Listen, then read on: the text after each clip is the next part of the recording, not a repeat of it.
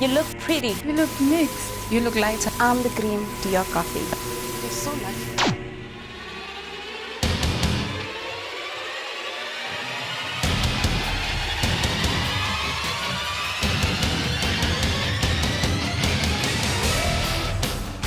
Because whiteness works in such an insidious way, we are perpetuating these things on behalf of them.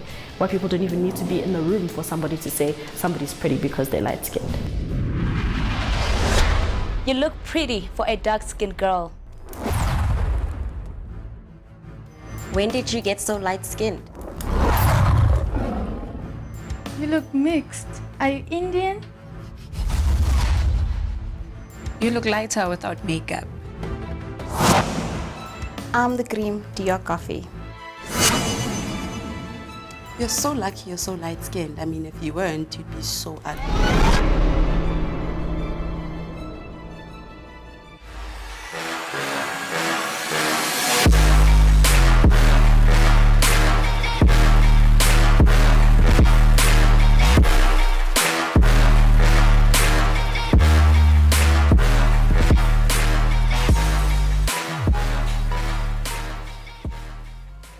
Colorism, often defined as discrimination against people based on the tone of their skin, a phenomenon quite evident across the world. I think growing up in a black household, the first thing I think about when I think of what we thought beautiful was the fact that our Barbie dolls were white and they had blonde hair and they were skinny and blue eyes. So obviously I think even that in some way like sort of built our idea of what we thought was beautiful.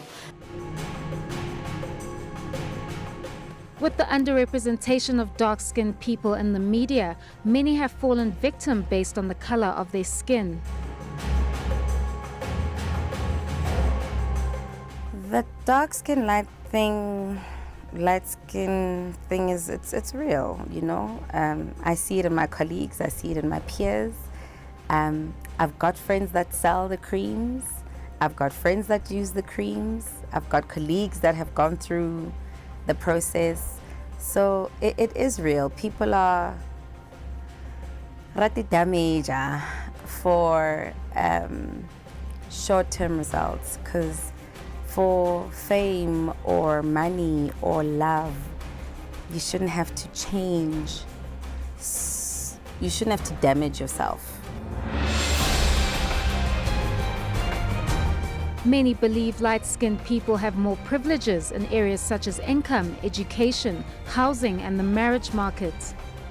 As a result, the color complex helps sustain the multi-billion-dollar skin bleaching and cosmetic surgery industries.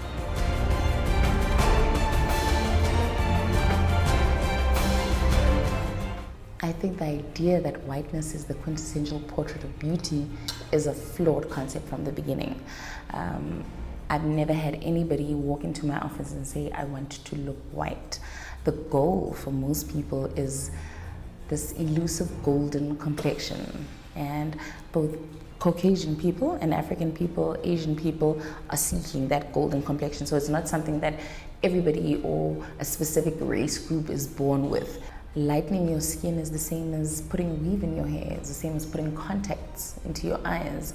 It's the same as going to a dermatologist and saying, I don't want pimples on my face anymore. It's a personal preference, and it's associated with whatever it is that your idea of beauty is.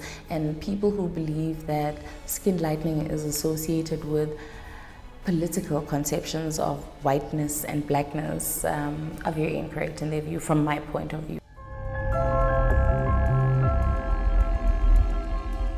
In South Africa, light-skinned African women are often described as yellow bones. Light skin is often seen as more desirable than someone who has a darker tone.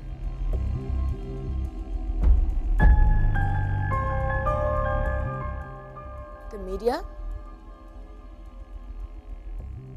is selling the fact that white is beautiful than black. White matters according to the media. And secondly, men out there.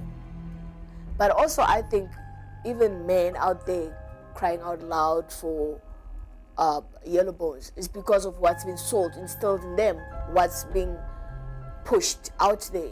you know, and the fact that when you have a yellow bone as a girlfriend, then you're the thing. I mean, obviously, if the media keeps pushing that, people will start believing it. As much as the media pushed the fact that it shows us light in the skin, they were not aware that they were actually pushing other people to go do it. They were advertising it, which I didn't want to do. I've got a dark-skinned girl, and she's going to grow up wanting to lighten the skin because of what the media is selling, yellow bone, this yellow bone, that they're promoting this yellow bone thing. And I just feel it's unfair. Many argue colorism stemmed way before apartheid, a social stigma existing within cultures. But now many are coming forward to break the stereotype. It's very important for us to all commit to unlearning. And it's a process, right? Because you don't come into the world as, okay, today I'm just black, right? And then the next day, okay, today I'm just a woman. Okay, today I'm just, this is my sexuality. Today it's a myriad of identities all interacting with the world at once. So when we say unlearning, it's unlearning all of that all at once and being responsible for the way that you interact with the world. It's only recently that dolls of color have been introduced to the mainstream markets. I created the dolls because I felt there was a need. I couldn't find a doll at the time when I started them in 2005.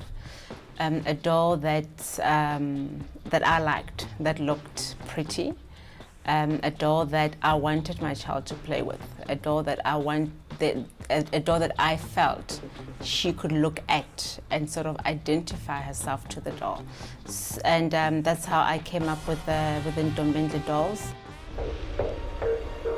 Palesa Hassane, who created the Word to the Woman series, features women of all sizes, shapes and colors to teach people that beauty has no boundaries. The Word to the Woman of Color series. Well, I love fashion. I've always been in media. I've been a blogger for quite a bit.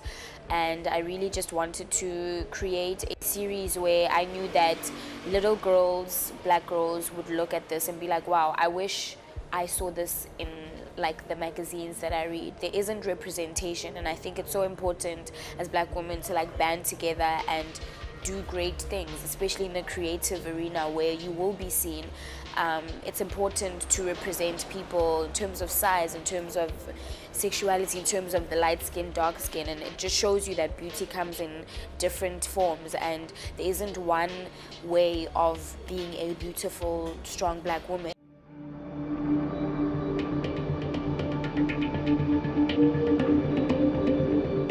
Colorism has long relegated dark-skinned women to lesser status, a status that is slowly changing as women across the world are embracing their skin tones.